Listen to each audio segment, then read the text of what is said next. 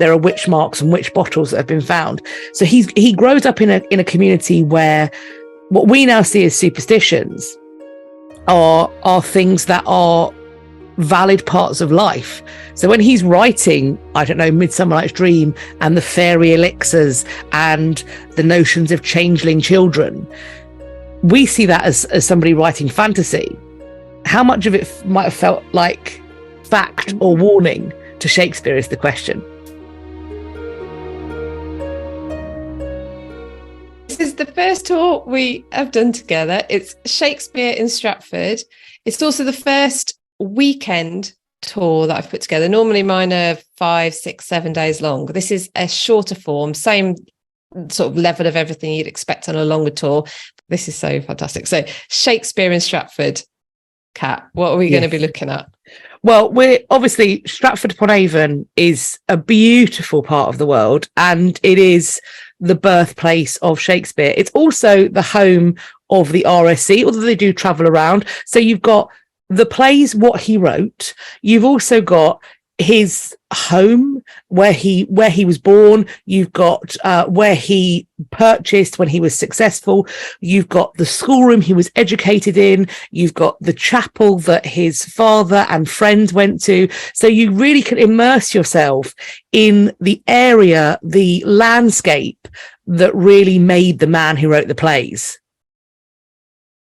Stratford obviously he was born there, he died there, he's buried there, and then you've got this other bit that's sort of the missing bit in the middle, but it's bookended by Stratford. He goes back once he's had his time in London, so we can kind of look at both ends of his life and what he achieved over it.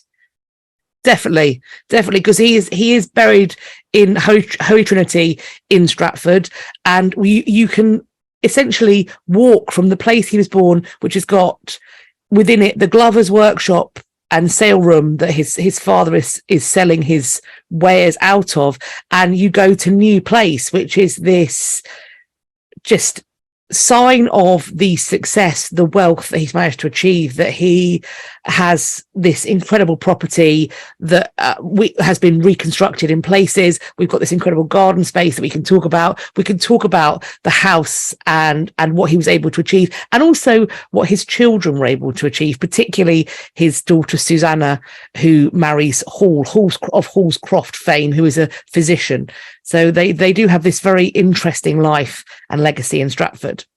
Let's have a look at the itinerary then. So we are beginning this tour on the 28th of June, Friday, the 28th of June, 2024. So I'm going to meet everybody in Stratford. We're going to have a lovely welcome drinks reception so people can get to know each other and have a chat. And then, Kat, you're going to do an opening talk. When it comes to doing Shakespeare biography, the stuff is scant on the ground. We don't have a lot of information about his life, how he viewed it. But what we can do is we can look at the material culture that surrounded him, the buildings, the schoolroom he went to. We have an idea of the kind of lessons that he would have been receiving there, the things he would have got from them. Also, the people that he might have met and encountered, including travelling players, the sorts of shows and things that he might have seen. So what we can talk about is what we know of Stratford, the things that would have been available to William Shakespeare and his family, and also potentially the questions that might ask or raise for us about how he maybe viewed the world, faith, the future, and all of those sorts of things. So we'll be unpacking that in the talk. Which would be fantastic, because obviously, we'll go through where we're going to be having a look at over the weekend. Then we're going to have a pre-theatre dinner, because that evening we're going to go and see a play at the Royal Shakespeare Company Theatre, which is, I mean, literally over the road from the beautiful hotel, the Arden, that we're going to be staying at. So it's everything is very easy and accessible on this weekend.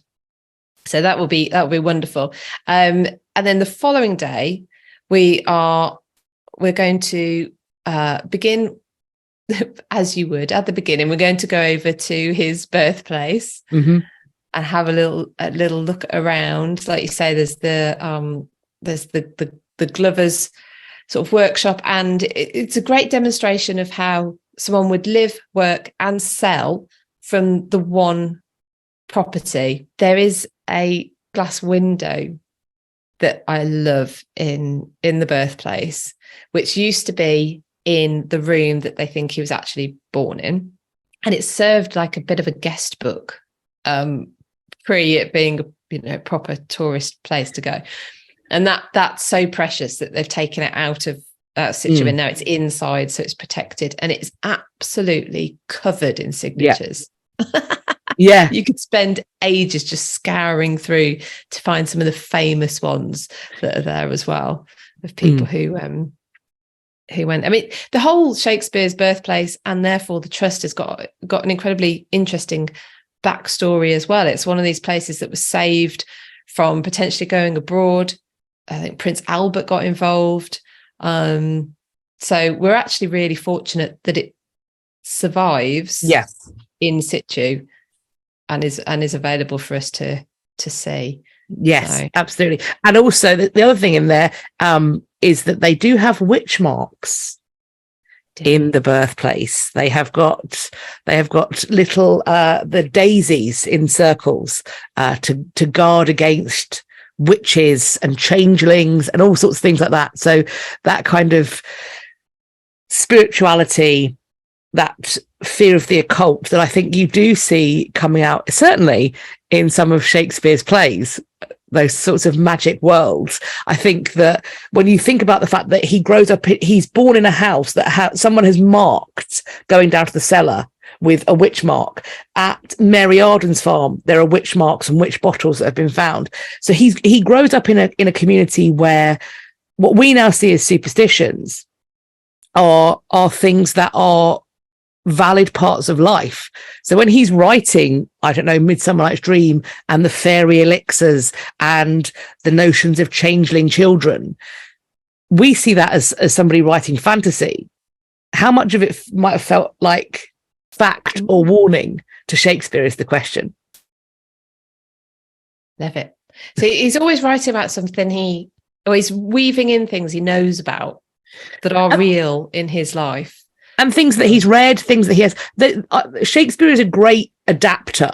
So we can see the roots of so many of the stories that he tells in other literature, lots of Italian literature, but also in the history chronicles. So he's very immersed in the texts of other people and the work of other people. So it's, for me, a lot of it's kind of like the difference between Oliver Twist and Oliver !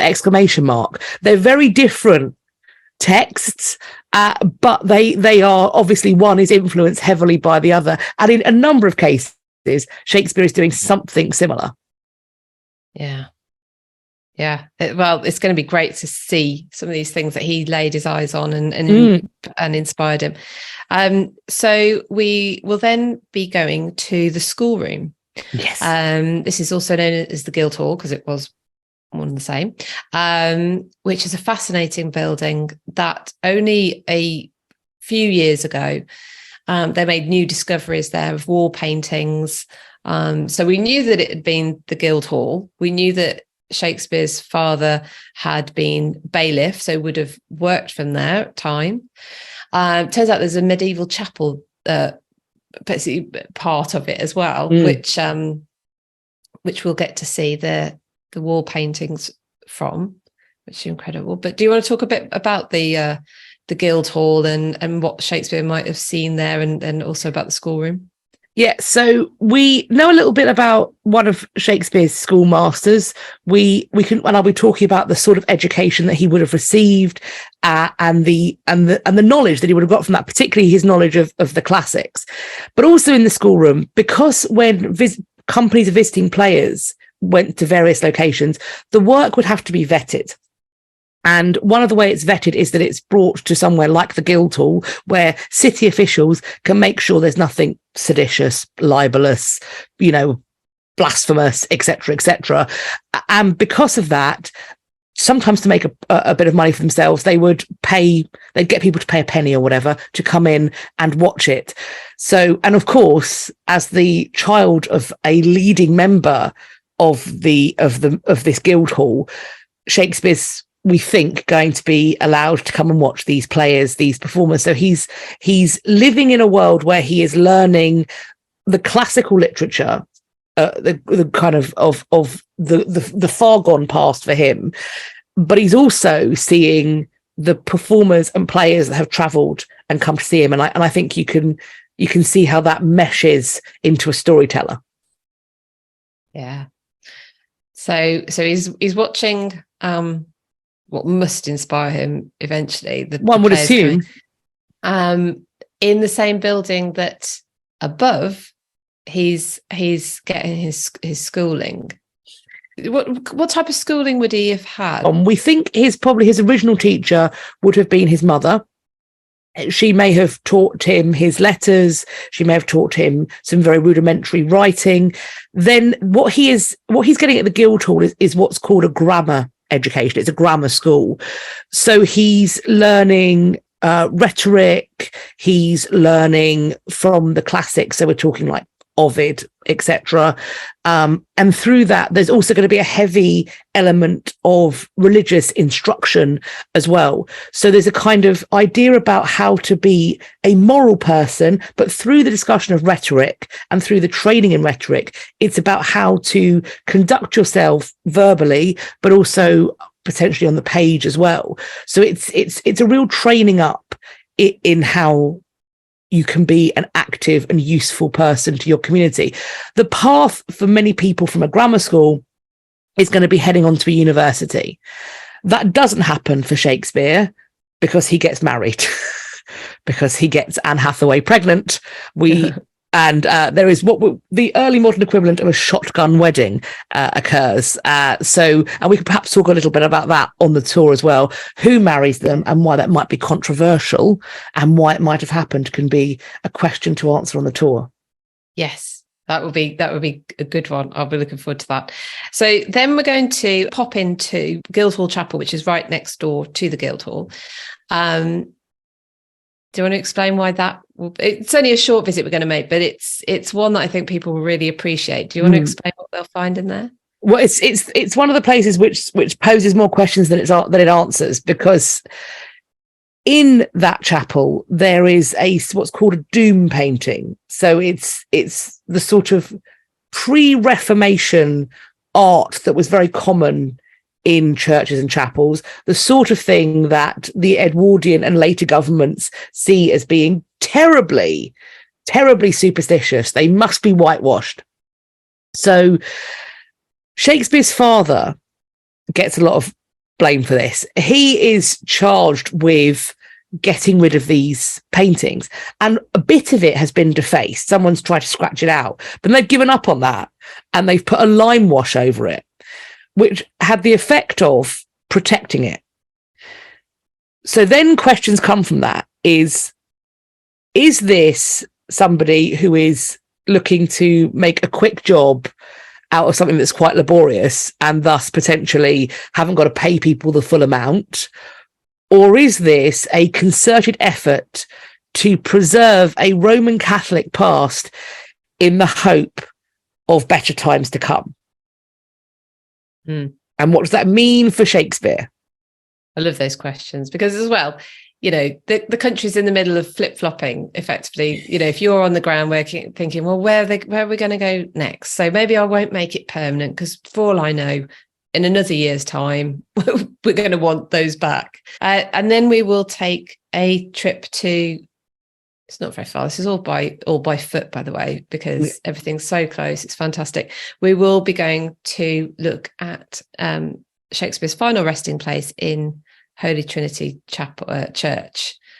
So, and he's not the only one in there of his family. It's a family affair, and the location of his burial, the way in which he's memorialized, is a real sign of the elevated place and status in that he achieves in his life. He has his achievement of arms, the Shakespeare coat of arms, features across the city, but also obviously around the burial site as well. And that is something that is obtained during Shakespeare's lifetime, firstly for his father, but then, of course, Shakespeare inherits it and it enables him to claim the title of gentleman, although there is quite a lot of conversation, shall we say, about how valid that grant of a coat of arms was. The Herald has some questions to answer. It's possible that some of his fellow playwrights mock him a little bit for his colour choices.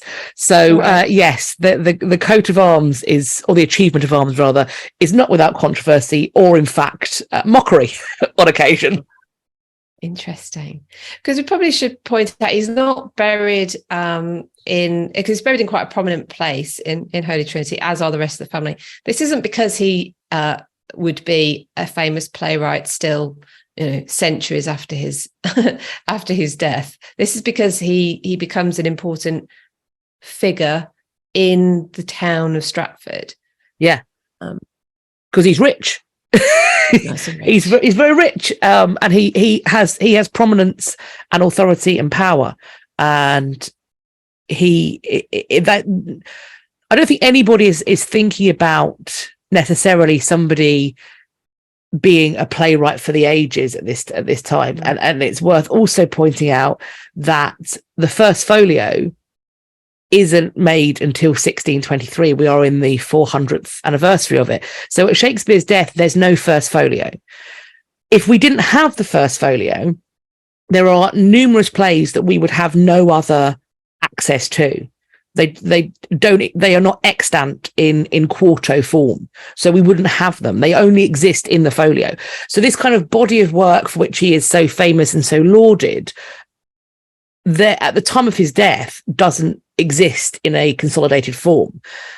We can discuss the fact that there's been a recent text and a recent book that may point to the fact that Shakespeare could well have been more involved in requesting for the first folio to be made than we'd previously thought. However, at his death, when people are burying him, there's no knowledge of it.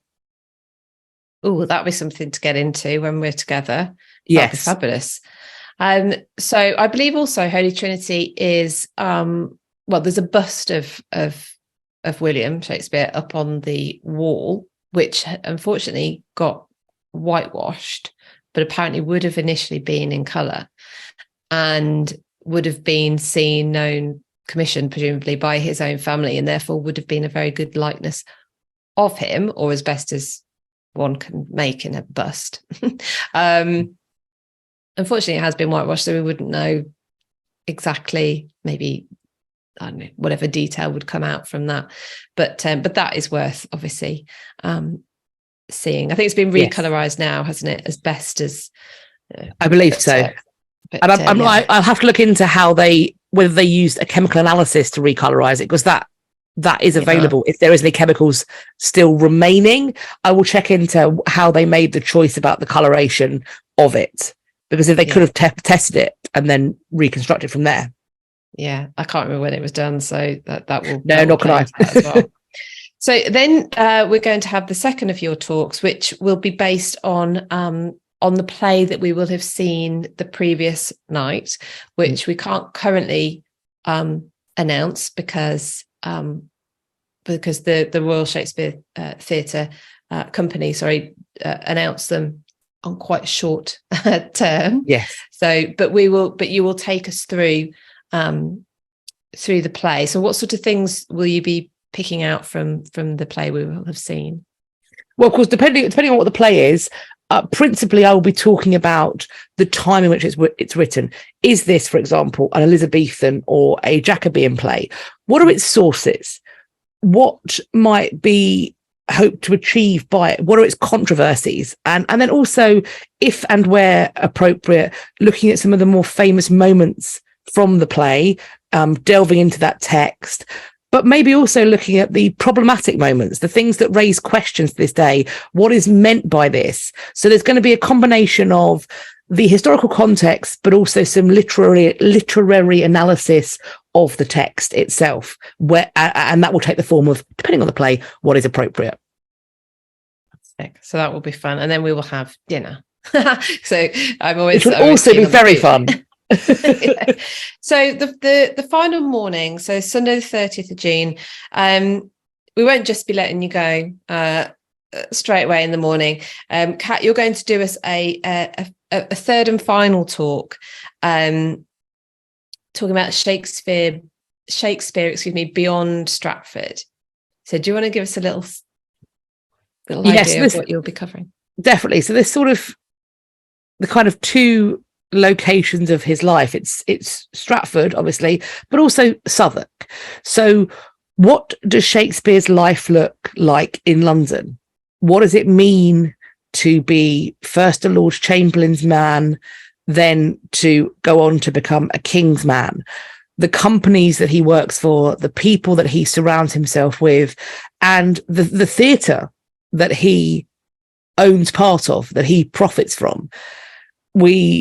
I may well discuss some things about what happens when there is problems in London, when the Common Council doesn't really want you doing playing, when plague descends upon that city. What are the options, and how does a jobbing playwright make money when the theatres are closed? So those are the kinds of questions that we'll be looking at and thinking about Shakespeare away from Stratford, away from his family, trying to make it in London. Fabulous. And then we will say our farewell. So it's going to be quite a packed weekend, but it's going to be thoroughly enjoyable. I'm really, really looking forward to it. Me too. So if people want details, they can find them on www.britishhistorytours.com. They'll all be on there. There is a limited number of places, like with all my tours. It's a maximum of 20 people. It keeps it intimate. It means we can keep the discussions going over dinner, walking along the street, whatever we're doing. Yep. It's a really good way of making sure that everyone gets the best experience. So if people are interested, then this is not just me saying this, but the tours do sell out really quickly. Genuinely, and I don't want anyone to be disappointed. Yes, and that's on that sort of topic of talking, that's one of the reasons why I'm really pleased to be tagging along for the whole thing, because questions come up that I may not have addressed in my talk, and I'm really excited to be able to answer those questions. And if I don't on the top of my head know the answer, trust and believe, I will go away and research it. I will be doing my homework in the evenings to come back and give you the answers. I will bring in my laptop, which has access to all of the archives that I would need to find out the things. If there is an answer to be found, I will locate it. Love it. Yeah. Oh, it's going to be great. It's going to be so fab. We can talk Shakespeare from dawn till dusk. Yes. So fantastic. Wonderful. Thank you ever so much, Kat. And thank you. Yeah, we hope to welcome you on this tour if this is what you would like to do. Right.